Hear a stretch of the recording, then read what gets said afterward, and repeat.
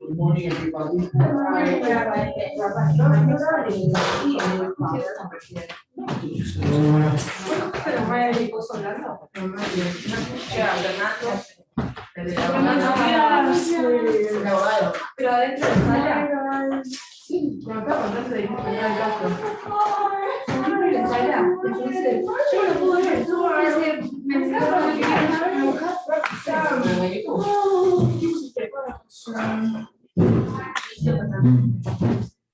Dice, ¿te parece en vivo? En vivo, pero viste como el tipo de repente hay un recreo y están las 2 horas de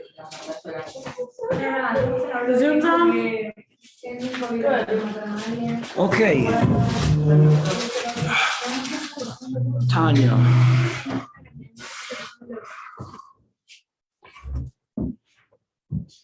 We're just at the beginning now of chapter 6, a very important chapter, explaining to us the other side.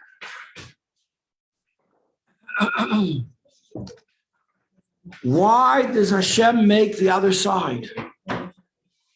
Why can't he just make a good world?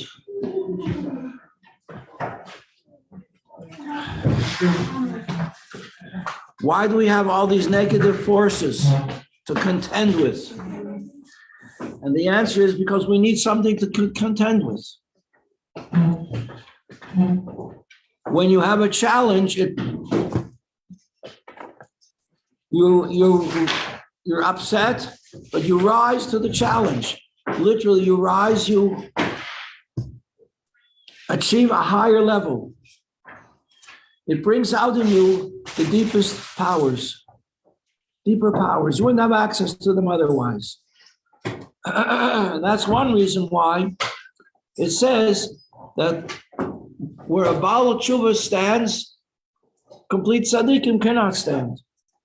Because everything that we do elevates. If we do it the right way, we do it for Hashem's sake, we elevate what we're doing and the objects of the world that we're involved with, we elevate them and bring them into the palace of the king, who is Hashem.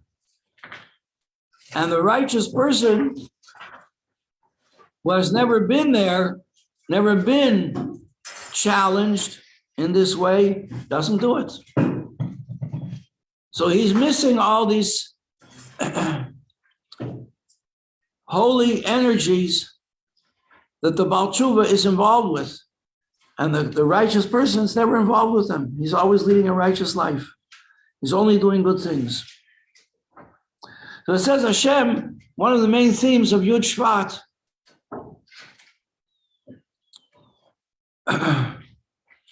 is that Hashem wants a dira b'tachtonim, a dwelling place in this lower world.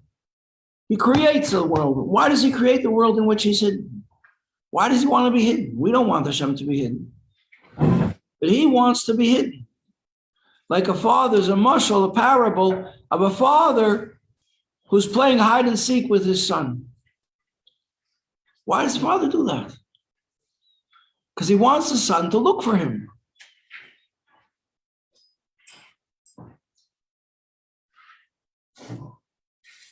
I was once at a Farbrengen, and the Rebbe told this story, and he elaborated on it. Sorry, could we see the teacher also? Hello? Hello? Sorry to interrupt. Hi, Rabbi Pape. We just see a whiteboard. We don't see Rabbi Pape. Oh, you want to see Rabbi Pape? We want to see the teacher. It's easier to learn when you see the teacher and not just a wall. Well, are you standing or you're in a different seat? I know I'm in my seat. Where am I? So all we see is the whiteboard. Yeah, I understand. I said that's right. There's a little screen here with the whiteboard on it also. It's like frozen. What? It's like frozen on that screen for some reason. Well, we hear you fine. You hear me fine? I hear you also. Mm-hmm. Oh, now we see chairs on the floor. Here we go. Okay. How'd you do that? I just clicked a couple buttons and hope for the She best. just kept on touching the buttons. And, So Can you basically, press the Mashiach button, please? I did. Now, Yeah. now you're all green. okay, now I Now turn. it's all. Now Change. you're. I don't know what that is. I don't think I can. She doesn't know how to adjust the colors. Anyone who knows how to adjust the I colors think isn't the here. iPad is broken. And how does Are the you screen use? bigger? How do we make the screen bigger? Is this a new device or this is the old The device? old one. Mhm.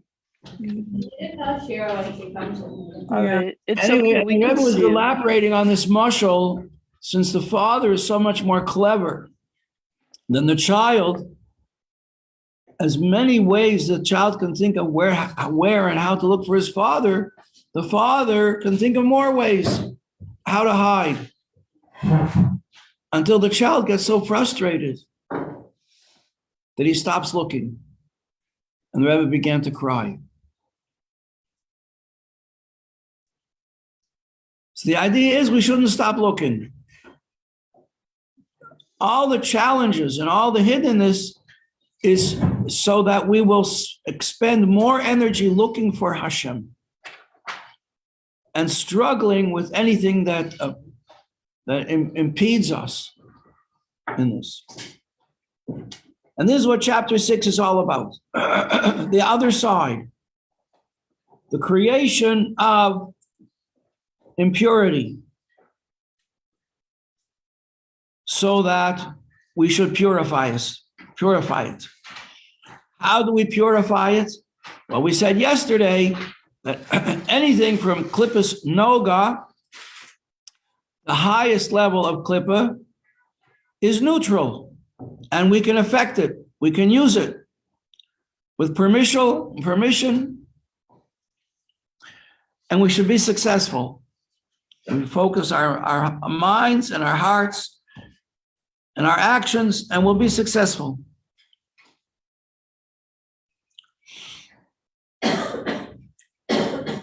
And the other things that we cannot use,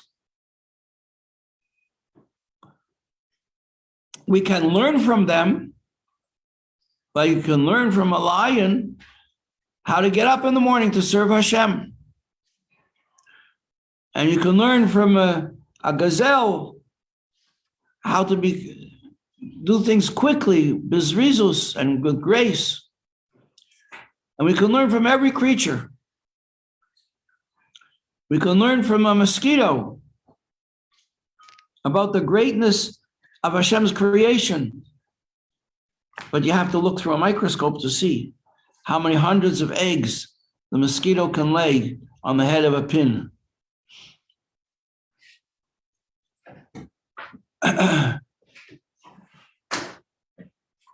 But we can't use it. We ignore it. We use it by ignoring it. And these are the 365 negative commandments. How do you do a negative commandment? By not doing it. Okay, so now understanding that, let's take a look at how it works. The number 10 is like the DNA number of creation. In the world of holiness, there are 10 aspects called 10 sephiros, which means that they shine like sapphire.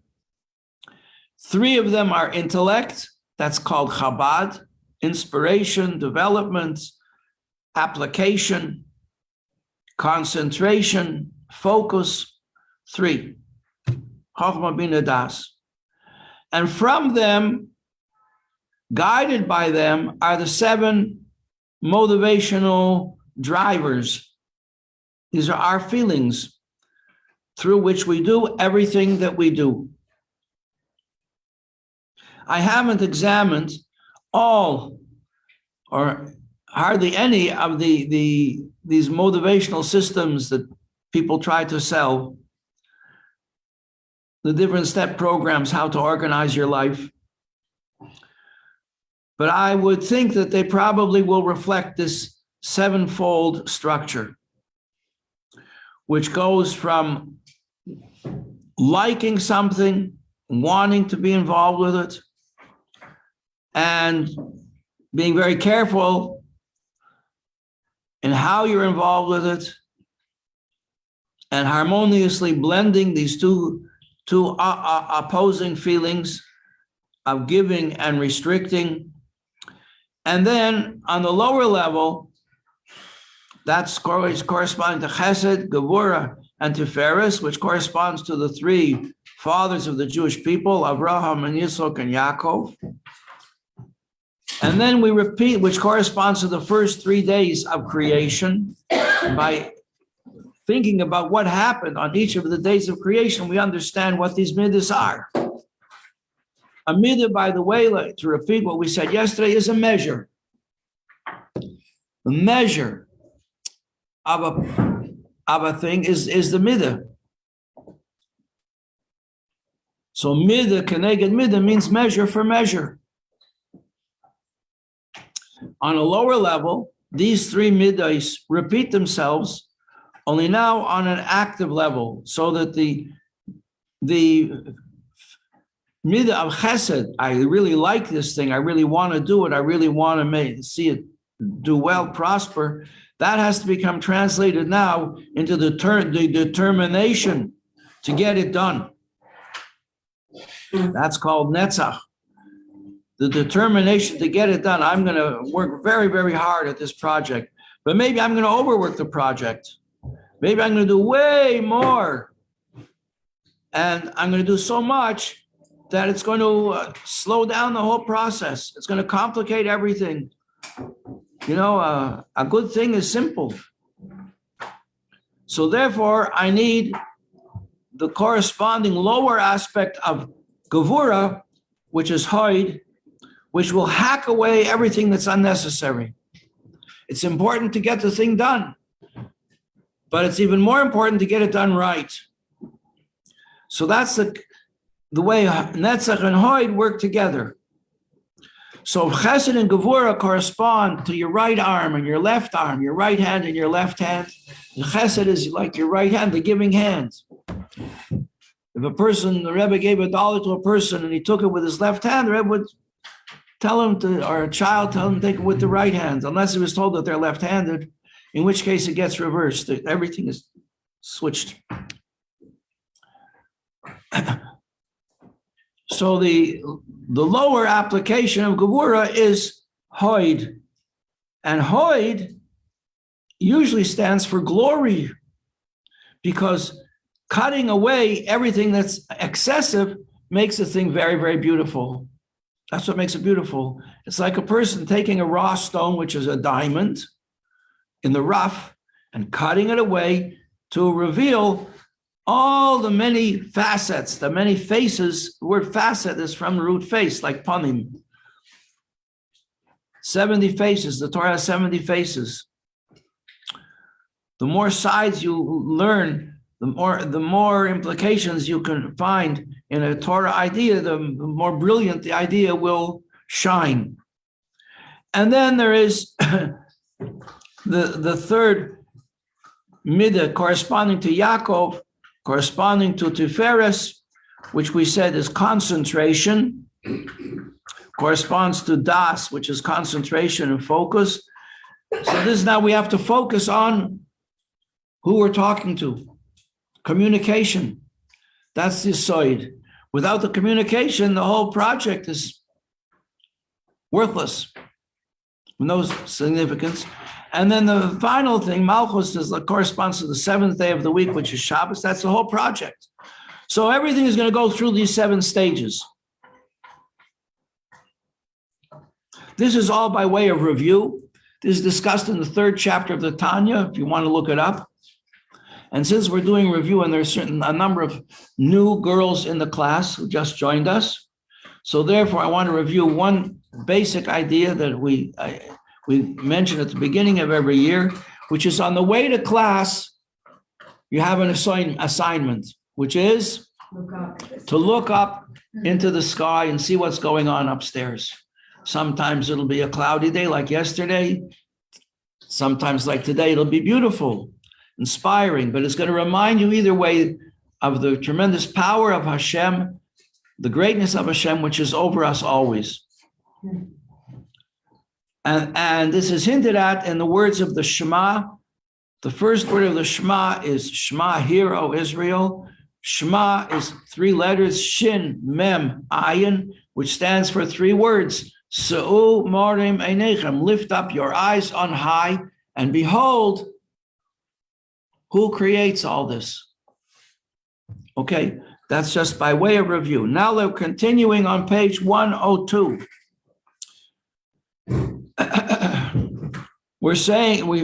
He's saying here that the intellect gives rise to the midas, and we see this quite practically, that a child whose intellect is not developed, and sometimes even surprising to see the children running around in shul, involved heart and soul in a game of tag, hiding from one another, or playing with some little toy that's very important to them. Or like I saw yesterday in the museum, a child kicking and screaming because his sister pressed the button in the elevator and he wanted to do it. And similarly, children can kick and scream on Shabbos at the dinner table if a guest sits inadvertently in their favorite chair. Because children, since they don't have a developed intellect, so their love and their anger is directed towards little things. Because the quality of the midah depends on the development of the intellect. The intellect gives rise to the midah. Like it says here in the bottom, we were up to the reading. It's up to Batya. She's not here today. So, Chaya Atkins, are you with us? Yeah. Yes, you're sure? Yep. Okay, put your drink down. We're in the bottom of page 102. I'd like to ask you to read the paragraph about child desires and loves, the bottom of page 102. In a loud voice, your loudest voice. A child desires and loves to express his midah of chesed towards petty things of little value, for his intellect is too immature and deficient to appreciate more viable things. There you are. I couldn't have said it better myself. It's a very profound idea. This explains why children behave the way they do. And why grown up, you give a child a stack of money, dollar bills, even some $2 bills maybe, experiment that didn't really work, $5 bills, $10 bills, $20 bills, $50 bills, $100 bills. Child doesn't know the difference between them. If they get torn, gets lost, they're worthless because the child understands it's just paper. It is worthless. A dollar bill just tells you that there's money there somewhere. It's like a note of obligation. I'm obliged to give you this money in silver if I have it. And the note says, yeah, I have it. That's why I got the note. I bought it. And the note stands for the money. Okay, Chai, read the next one. Similarly, with regards to the midah of Gevurah, shh, girls, please. what? Girls, hello. She's reading for your sake. Okay? Okay. Similarly, with regard to the midah of Gevurah, he is angered and Vexed. vexed by trivial things, and likewise regard to truthfulness. Okay, so that's Gevura. Gevura is that he's angry and he gets frustrated by little things. And the next midah is Teves. Similarly, with boastfulness, which is an expression of self-love, a person boasts about himself, that's Teves in Klippa. The person goes around talking about himself the whole time because he's immature. Okay, now that's just 3 examples of how the midas work. So we have 3 intellects, and 7 driving midos, the drivers, because anything you do, girls, is from these 7 midos. They are the qualities in your character that get things done. They're the doers.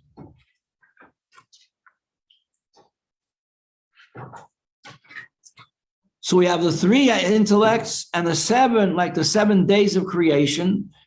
If Hashem wanted to get something done to create the world, so it took him 7 stages, it's going to take us 7 stages too. Whatever you're going to want to do. If you're going to want to learn to play piano, you want to be an artist, you want to be a dancer, you want to be in business, whatever you're going to want to do, it's going to go through these 7 stages. 3 intellects and 7 creative stages, like the 7 days of creation.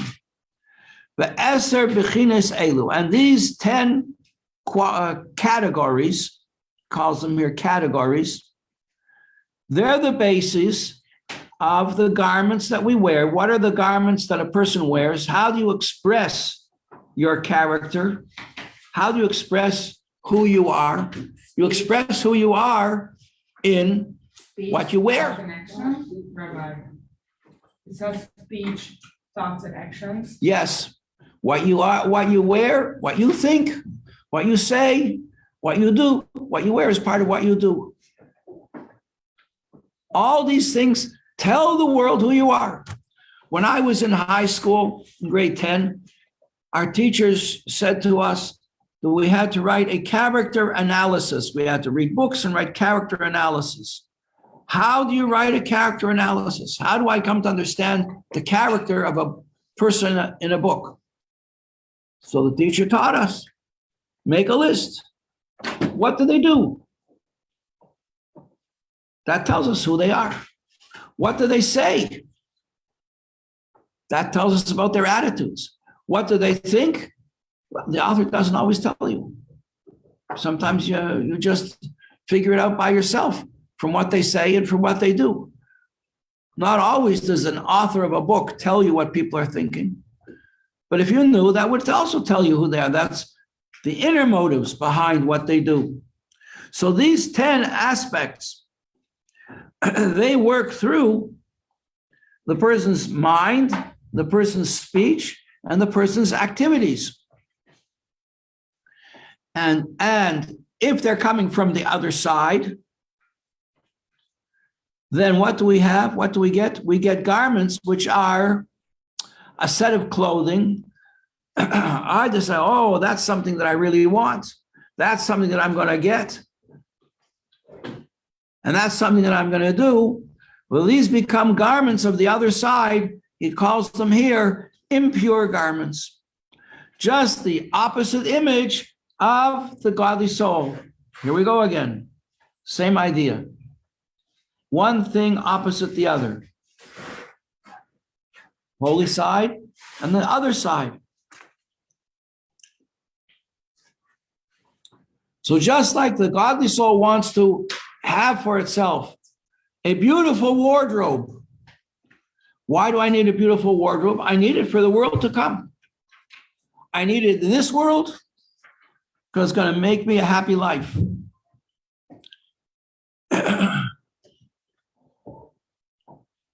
I'm going to be a happy camper. And I need it for the world to come. We're going to learn we just learned in chapter 5 that the mitzvahs that we do are the garments of the soul in the world to come. The mitzvahs that we do become the clothes that we're going to wear in the world to come.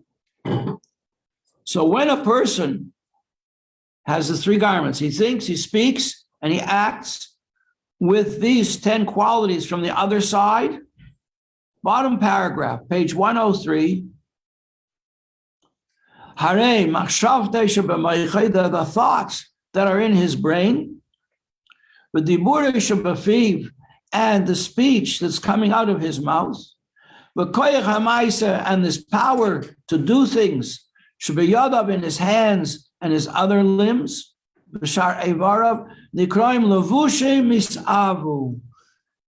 get that term. Levushe mis'aba, they're called impure garments.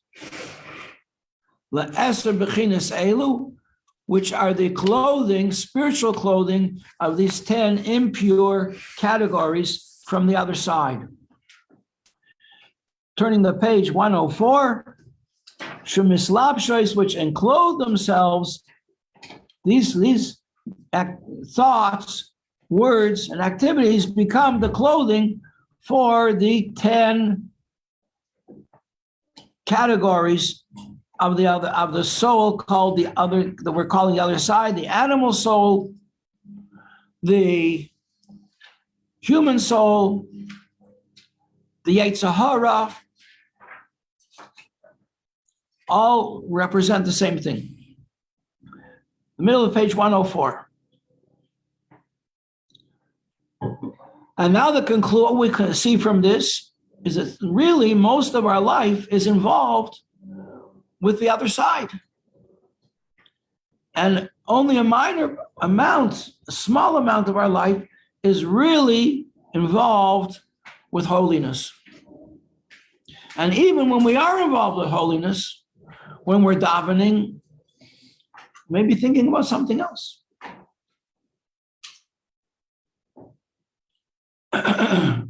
When we're learning, we may be thinking about going skiing, or the vacation is coming up, or my airplane tickets when I'm going to get home for Pesach, or cleaning the apartment, or doing the laundry, all kinds of things. But I'm not thinking about the words that I'm davening with, the words that I'm saying. Sometimes, people daven, and after they daven, they feel like they have to say a special blessing, like they've been overseas. It's called Birkas HaGoimel. When you fly overseas, when you come home, or when you arrive, they read from the Torah, and you say a special blessing, thanking God for crossing the ocean or crossing a desert. They feel like they have to bench Goimel because they've been all over the world. Either holding a siddur and saying the words, but they've been thinking who knows what.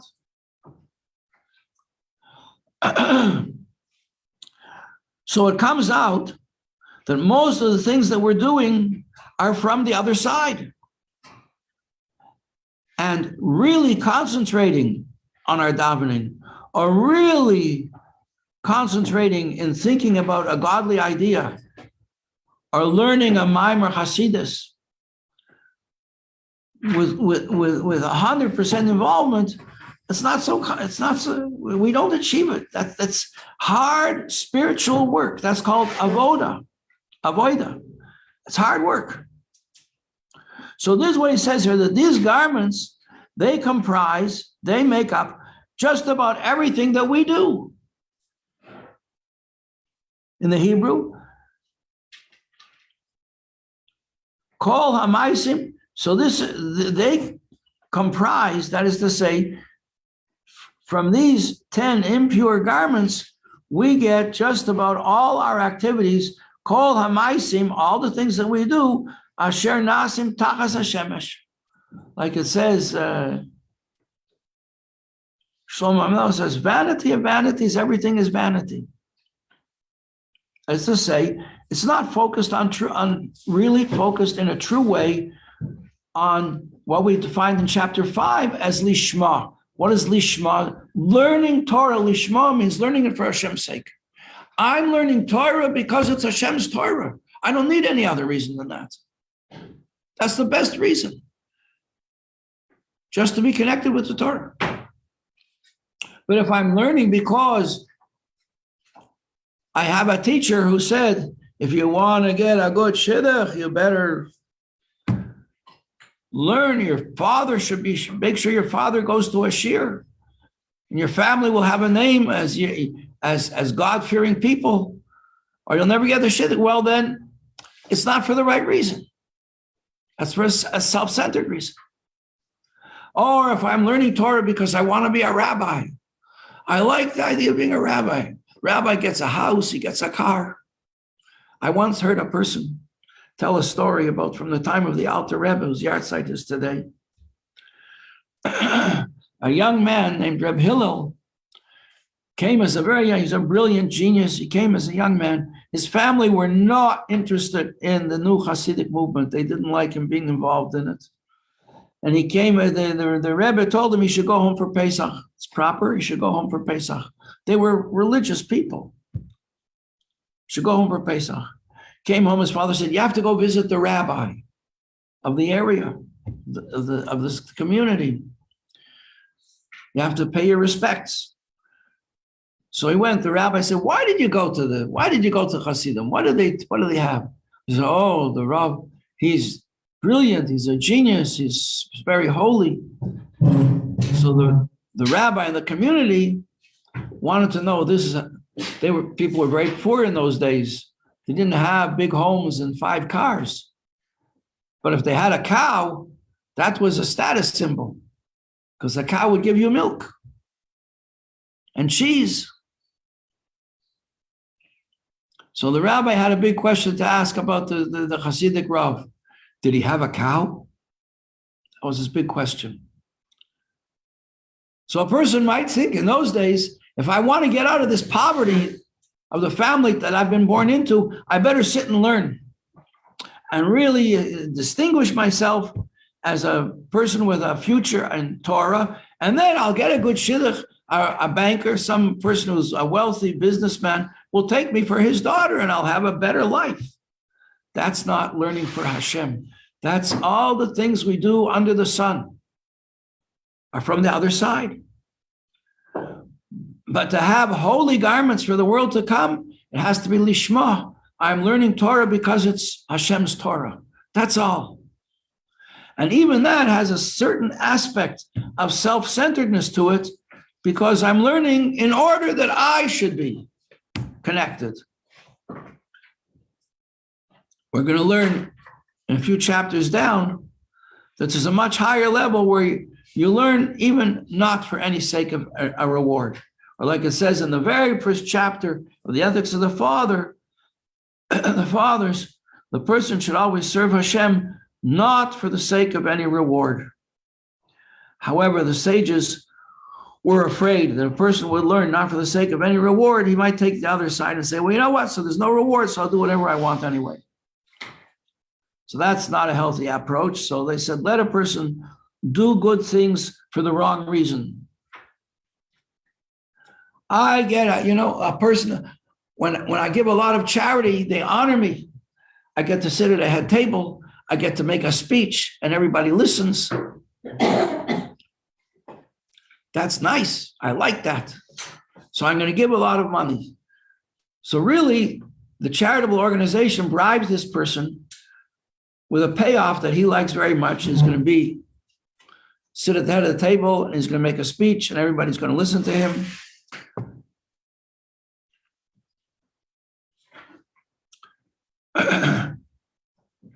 But they need the money. The yeshiva needs the money. They need to buy breakfast for the girls. They need to pay the heating and the electricity. So they honor him, they appreciate him, and they show him how much they care about him to keep the whole thing going. So the sages said, let a person learn Torah for the wrong reason. Applying this idea to learning Torah, let a person learn Torah not for the right reasons, but let him learn. Because if he doesn't learn, it's not going to be good. And if you learn for the wrong reasons, that's the only way you'll get to learn for the right reasons. In other words, nobody was born knowing how to ride a bicycle, or how to ride a horse, or how to swim, or how to run, or do gymnastics, or how to ski. You have to learn all these things. At the beginning, you don't do it very well, and you get better, and you get better, and you get better. And the same thing with learning Torah and doing mitzvahs. You have to learn, you have to become practiced, you have to become proficient, you have to learn how to do a thing gracefully, And spiritually, that means you have to learn how to do a thing for the right reason, not to do it for a selfish reason.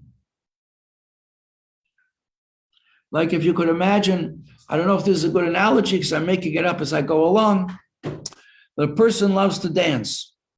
They love to dance. They learn how to dance. Mommy sent me to get dancing lessons when I was a child, young little child. I loved it. I always loved it.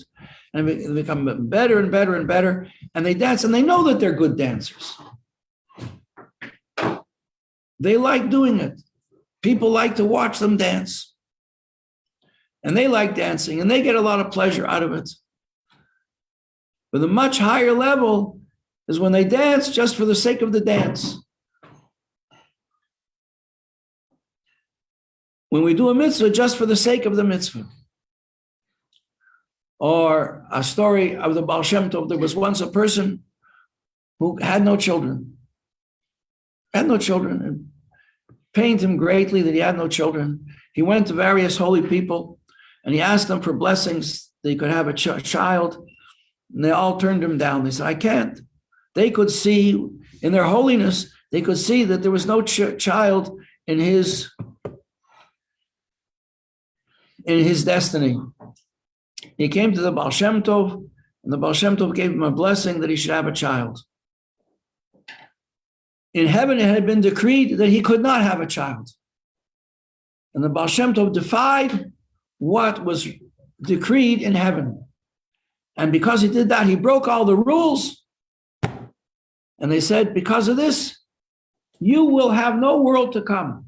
Well, for most people to hear that they have no world to come is the most terrible news that there could possibly be. What greater punishment could there be than to be expelled from the world to come? You will not ever gain admission to Gan Eden. Your life will be filled with darkness. And you hear these people talk who've had, I mentioned this the other day, one time, near-death experiences. And one common denominator in all these stories about people who died and came back to talk about it is that they feel overwhelmed by the darkness, which is like physical darkness, like it says in the Torah about the plague of darkness in Egypt. It was so heavy that people could not stand up. And if they were standing up, they could not sit down. They were held by the darkness. Yeah. So what could be worse than that than to be sentenced to an eternity of darkness? Usually in these near-death experiences, the people then choose, they yearn for the light and they say, I'm going to be good. And they promise, like in the very first chapter of the Tanya, they promise they're going to be good. And they say, okay, if you promise you're going to be good, you're going to learn Torah and do mitzvahs, and they send them back. And they people, not religious people, like we have here, Hannah. What's her last name again? I forget. Huh? Ruman. Her brother had this experience. Exactly that. Rabbi Gazinski from Great Neck had a very similar experience where he died in flatland. Flatline. Okay, so that was what they said to the Baal Shem Tov. That's it. Your world to come is finished. You're never going to get there. And you know what he did? He didn't sit down and cry and moan and say, please, please. He said, Baruch Hashem. Now I can serve Hashem with no hope of any reward. All my reward has been taken away from me. And now whatever I do is absolutely true. It's only because I'm doing it for Hashem. When they saw it, that's how they responded. So they gave it back to him. L'chaim, have a wonderful day. Thank you, Rabbi. Rabbi Pape.